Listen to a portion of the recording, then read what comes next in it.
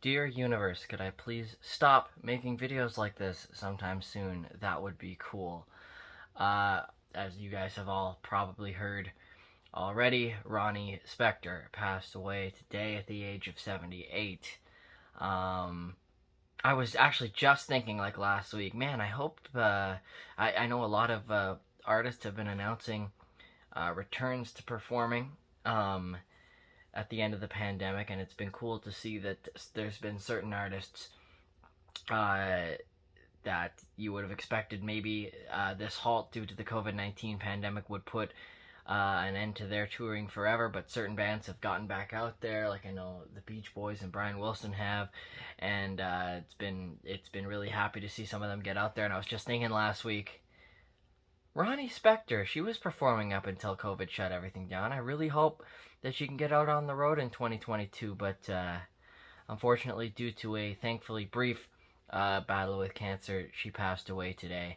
I wanted to talk a little bit about the Ronettes' legacy. I just looked up the history of the Ronettes because I obviously knew a lot about their famous days in the early to mid '60s with their hits like "Be My Baby" and "Baby I Love You," those great songs, with the Wrecking Crew behind them, and with Phil Spector, obviously the man she would wind up marrying, at behind the mixing desk doing the production. Of course, "Be My Baby" starts with that famous Hal Blaine drum intro. Hal Blaine's gone too. There was this amazing video a couple of years ago of Ronnie and Hal Blaine getting back together again to do a live version of the song "Be My Baby." That was cool to see, and now unfortunately the both of them are no longer with us. But yeah, sorry, in researching the Ronettes for this video, I didn't realize, according to their Wikipedia article, they were founded way back in 1957. They say that about a lot of the so-called overnight success stories, that really comes from years of hard work. So the Ronettes were around for 5 or 6 years before they ever signed a record deal. They were signed with Colpix Records, produced by Stu Phillips, but of course it's the famous Phil Spector, Phil S. Records collaboration that they're most known for.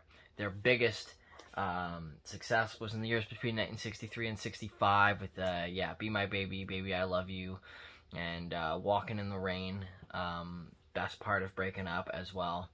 And they never really found that same level of success ever again, but they continued to perform.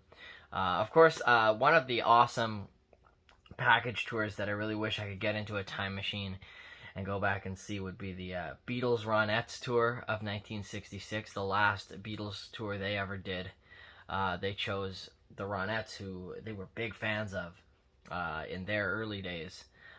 They chose them to go out on tour with them, and that was really special. And then when Phil Spector was eventually signed with Apple Records later on in the Beatles' career, and after the Beatles broke up, Ronnie would record some singles and such for Apple as well. So yeah, Beatles were certainly big fans. Yeah, she was married to Phil Spector for several years in the late 60s and early 70s. In the 70s, Ronnie attempted to reform the Ronettes, I think a couple of times, at least once. But the new Ronettes project wasn't successful, and she wound up having more success afterwards, just touring as Ronnie Spector, the solo artist. And she was always fairly successful on the touring circuit, especially as nostalgia kicked in for those classic 60s songs. Of course, the Ronettes, again, I always thought this was interesting. The Ronettes got a bit of a resurgence after Eddie Money kind of sampled "Be My Baby" on his popular "Take Me Home Tonight." It's not actually a sample. I always thought that was just them sampling the original recording, but they actually got Ronnie back in to re-record that part. Yeah, she continued to tour, like I said, for years and years. Like I said, I think she was touring in 2019 One of my favorite recordings she ever did actually is Sleigh Ride on the Christmas Gift with Phil Spector album. They really killed that. But yeah, what a career she had, spanning decades from the founding of the Ronettes in 1957. I mean, gosh, that's 65 years ago now. I hope we all hope that we can have that long a career.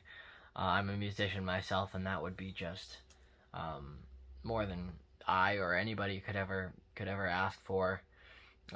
Still culturally relevant to this day, and such a massive loss for the musical world now. So sad to see her gone.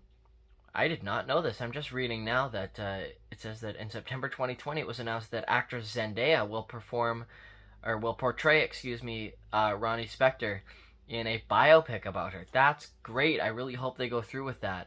Of course, I know a lot of projects have been pushed back due to COVID, but I really hope that happens. It'll be in a biopic adapted from her memoir, Be My Baby, How I Survived Mascara, Miniskirts, and Madness. Goodbye to Ronnie Spector, kind of the original bad girl of rock and roll, they kind of call her. She had that sort of leather-clad image and just the legendary thick New York accent that we all remember her for. That's just terrible. I can't believe she's gone. Sorry that I had to make this video, but her legacy shall live on forever. If you have any memories of Ronnie Spector, be sure to leave them in the comments section down there. Yeah, still can't believe this happened today. Such a shame.